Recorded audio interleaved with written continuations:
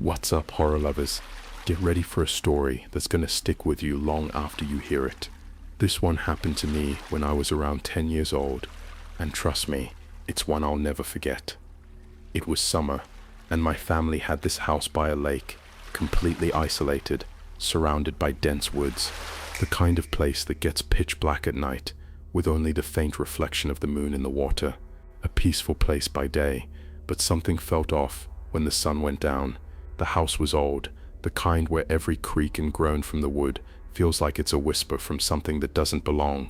One night, around 2 a.m., I woke up suddenly. Michael, my school friend, was shaking me, his face pale, his voice trembling with fear. "I saw something on the lake," he whispered. At first I thought he was joking, trying to scare me, but the look in his eyes told me something was wrong. I got up reluctantly, following him to the window, and that's when I saw it. There, standing in the shallow water of the lake, was something no human should ever see. A tall figure, completely still, like a shadow cast by the night itself. It had long, spindly legs, nothing like human legs, more like the legs of a deer, thin and unnatural. The torso was bent and contorted, like the bones had been put together incorrectly, and at the top, two massive horns spiraled out of what could barely be considered a head. They were thick, curling like a goat's. I couldn't look away. Michael was silent beside me, his body shaking. As I stared at it, my mind couldn't make sense of what I was seeing. The thing stood there, motionless, like it was waiting for something.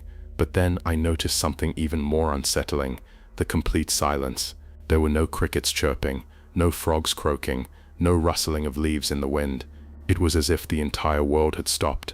The lake, the trees, even the air seemed to be holding its breath, frozen in time. Michael was the first to break the silence, his voice barely a whisper. "It knows we're here," he said. I couldn't argue. It felt like the thing was aware of us watching it. My older brother, who had been sleeping in the other room, walked in and asked what was going on. We pointed to the window, and at first he chuckled, assuming we were messing around. But when he looked, his face drained of color. "That's not a tree," he said, his voice low. "It's moving." The creature didn't walk like a person. It slid, slowly, effortlessly across the water, without a sound, without a single ripple. It was like it was floating just above the surface, its long legs stretching out beneath it. Then it stopped, turning its head, if you could even call it that, toward us. And in that moment, everything froze. We couldn't move. We couldn't even blink. The air felt suffocating, like it was pressing in from all sides. We were trapped in place, as if the thing had us in its grasp. It stood there, staring at us, its head tilted unnaturally. For what felt like an eternity, neither of us could make a sound. Our hearts pounded in our chests, each beat louder than the last, but somehow it didn't hear us. And then, without warning, it turned and began to move into the trees. Still no sound, no movement in the water. It just disappeared into the darkness of the forest, like it was part of the night itself. When it was gone, we all exhaled in unison. The tension that had held us frozen for so long finally eased, but none of us could say a word. We just stood there, trying to process what had happened. My brother was the first to speak. "We're getting out of here," he said, his voice shaky. He was the calm one, usually the one to take charge, but even he couldn't hide the fear in his eyes. The next day we went to the lake, our nerves on edge. The sun was up, and everything seemed normal, but I couldn't shake the feeling that something was wrong. We searched the area, expecting to find some trace of what we'd seen, some sign that the creature was real. But there was nothing. No footprints, no broken branches, no disturbances in the earth. There was only a pile of thick, dark fur on some rocks by the water. We picked it up, not sure what to do with it, and tossed it into the lake. But even then, the smell lingered, a sour, pungent odor, like rotting meat mixed with damp earth. It clung to the air, refusing to let go. Michael, terrified, refused to ever come back to the house, and honestly, I didn't want to either. The place was never the same after that night. Even when I tried to forget what I saw, it would always come back to me. In the quiet of the night, I would close my eyes, and there it was, standing motionless in the water, its eyes locked onto mine, waiting, watching. To this day, I can't go near lakes, not without remembering that silhouette, frozen in the water, staring into the night. I don't know what it was, or if it's still out there, waiting for the next curious soul to come too close. But one thing's for sure, it's always watching, always waiting. And that's the thing about horror. It never really leaves you. It stays with you, even when you think it's gone. You see it in the corner of your eye. You hear it in the dead of night. And sometimes, just sometimes, you wonder if it's still out there, waiting for you. I want you to imagine a place so quiet, so isolated, that the stillness feels almost unnatural. That's how I grew up, in rural North Carolina, surrounded by nothing but dense forests, hills, and these eerie silent lakes that seem to breathe with the wind. No noise, no distractions, just the rustling of leaves and the occasional bird's cry. My uncle, an old school carpenter, decided to build a cabin in the middle of all that wilderness, right next to a forgotten lake. It was the perfect place to escape, away from everything, everyone. But I didn't know that silence would become the loudest thing I'd ever hear. In the summer of 1989, I was 19, and me and a few of my friends decided to make the trip up to the cabin for the weekend. We had big plans: drink some beer, fish, talk about life, and forget about the world for a few days. The first night was great. We were so loud, playing cards, cracking jokes, and laughing like idiots. The lake was peaceful, like a dark mirror stretching out into the distance. The night sky was clearer than I had ever seen, with stars so bright it almost felt like you could reach out and touch them. But that second night, things changed, and nothing was ever the same. It was just before midnight when Jordan, one of my friends, decided to grab a beer from the cooler outside. He walked over to the window, and we barely noticed him stop. But then he went still. His face changed. His voice dropped to a whisper, shaky with something I couldn't place. "Someone's in the lake," he muttered. We thought he was joking at first, but the look on his face told us otherwise. We rushed to the window, crowding around him, and I'll never forget what we saw. About 40 or 50 feet from the shore, something was floating. At first I thought it was a log or a buoy, but then I saw it move, slowly, steadily. It was a head, floating on the surface of the water, eyes wide open and staring straight at the cabin. We froze, all of us. No one said anything. My heart was pounding in my chest, but I couldn't take my eyes off that head. We watched, helpless, as it drifted closer, moving steadily toward us. The water around the head was unnaturally still. No ripples, no movement. The thing just floated, like it was pulled by some invisible force. And then, to our horror, it wasn't floating anymore. It was standing waist deep in the water. It didn't make any sense. That part of the lake was too deep for anyone to stand. The water was supposed to be 12 feet or more at that point. But there it was, tall, too tall, standing, not moving, just staring. The kind of stare that chilled you to your core. One of us whispered, "How the hell is he standing?" The thing didn't blink. It didn't even flinch, just stood there, like some kind of monstrous sentinel, its gaze locked onto the cabin. The wind had stopped, the night still, the moment impossible. The silence outside was suffocating, broken only by the thudding of my own heart. The thing didn't move, didn't speak, it just stared, its gaze drilling into us. We couldn't tear ourselves away. We were paralyzed, our minds fighting to make sense of what we were seeing. And then, without a single sound, the figure took a step onto the dock. Squish, the soft, wet sound of heavy footsteps as it moved closer, one step at a time. The wooden dock creaked beneath the weight, each footstep echoing in our skulls like a death sentence. Then it stopped, right at the front door. We didn't think, we didn't speak. We bolted for the back room. We locked every door, turned off the lights, and sat in the dark, barely breathing. I could hear my own pulse in my ears, the silence thick with fear. Outside, the footsteps continued. Thud, thud, thud. Wet, heavy steps that seemed to drag along the deck, like something heavy was sloshing through the water. It moved along the edge of the cabin, from one corner to the next, deliberate and slow. Then it stopped, right in front of the door. No knock, no voice, just silence. We waited in the dark, holding our breath. The only sound was the occasional creak of the cabin as the night stretched on. The footsteps didn't return. Time seemed to stretch and break, hours feeling like seconds. But then the silence was broken by something far worse. Nothing. No more steps. No more noise. No signs of it. When the first light of dawn broke through the cracks in the cabin, we hesitated before opening the door. It felt like everything outside had frozen, like we were stepping back into the world after walking through some nightmare. But when we stepped out onto the porch, the evidence was clear. There, on the deck, were the footprints. Wet, huge, misshapen, long claw-like toes digging into the wood, leaving deep impressions. They weren't human. Not really. They were wrong. Too big, too twisted. We didn't stay. Not a minute longer. We packed up. jumped in the car and left. We didn't even speak. The lake, that cabin, everything we had been excited about, it was gone. Like it was swallowed up by the night, by whatever had been lurking in that water. We never spoke about it again, and we never went back, not once. But the thing is, no matter how much time passes, no matter how many years go by, the cabin still stands. My uncle tried renting it out, even tried to sell it, but no one stays more than a night, because everyone in the area knows the story.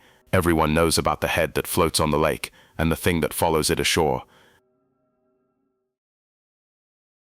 Grab your life jackets, because we're diving deep into one of the most terrifying places in America, Lake Lanier. Sure, on the surface it looks like a picture-perfect vacation spot. Clear waters, peaceful trees, families enjoying the day. But let me ask you this, what really lies beneath? You may think you know this lake, but trust me, what you don't know might just leave you awake at night, staring at the dark water with a chill crawling down your spine. This isn't just another place where people go swimming. This is where lives vanish, and the very earth beneath your feet seems to hold its breath. Back in the 1950s, the government flooded entire towns to create the lake. Imagine it, homes, schools, churches, even cemeteries, all swallowed by water. The residents were told their graves were moved, their loved ones would be safe. But we all know how those things go. Some bodies were left behind, some souls didn't find their way. They sank with the buildings, the streets, the memories, and they've been waiting ever since, waiting beneath the water, perhaps for the right person to come too close to see what they've been hiding. This lake has secrets, and not all of them are as dead as they seem. Since the lake was created, more than 700 people have died there. Some say it's the dangerous currents, the swift undertows. Others talk about strange drownings that have no explanation. You hear stories about boats floating aimlessly, with no one on board, or divers who come back from the depths shaken, saying they saw things that can't possibly exist, things that shouldn't be there. Imagine diving deep into the water, feeling the weight of the world around you, only to catch a glimpse of a staircase, an entire house, its windows still framed by rotting wood, stuck underwater, frozen in time. What's left to say when the lake itself is a ghost? But let's talk about her. You've probably heard of the lady in the blue dress. This isn't just some haunted legend, it's a story that has haunted the locals for decades. In 1958, 2 women crashed off a bridge into the lake. One body was pulled from the water, the other vanished. For 30 years, nothing. But then in the late 80s, a body was found tangled deep beneath the surface, still wearing the same blue dress she wore that night, and since then people swear they've seen her. At the side of the road, her soaked clothes glistening under the moonlight, her skin gray, lifeless, her eyes blank, empty.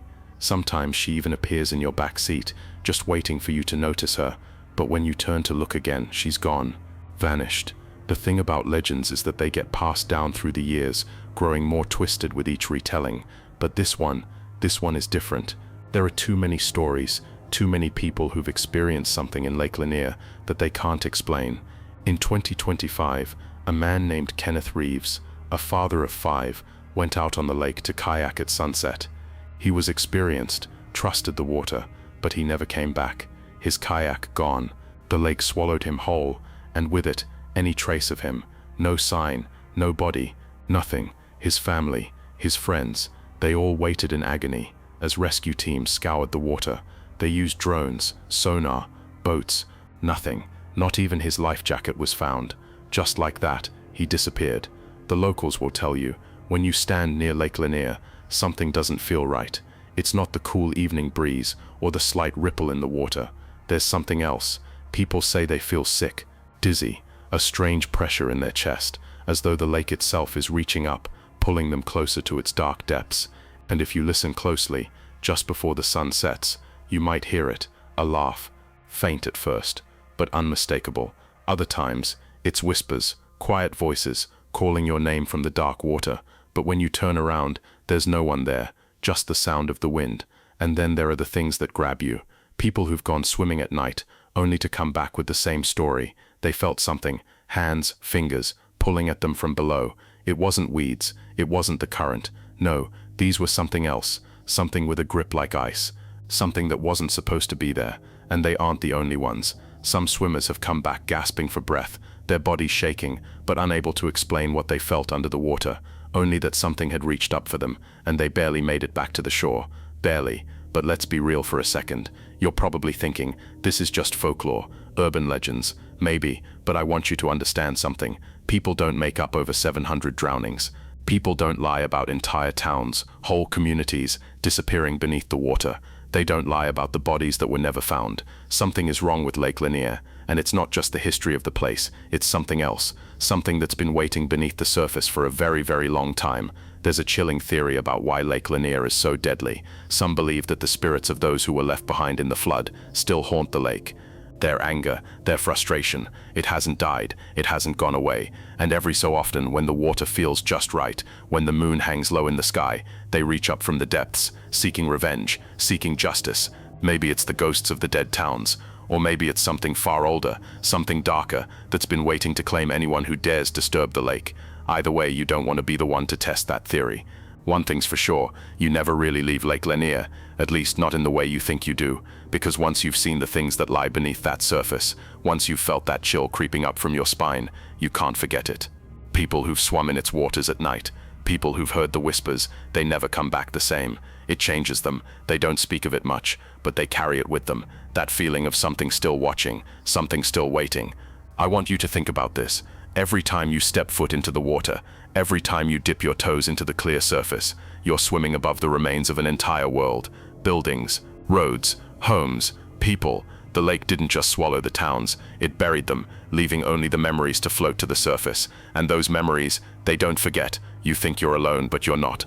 The lake knows you're there, and it remembers. And don't think it's just the water that's haunted.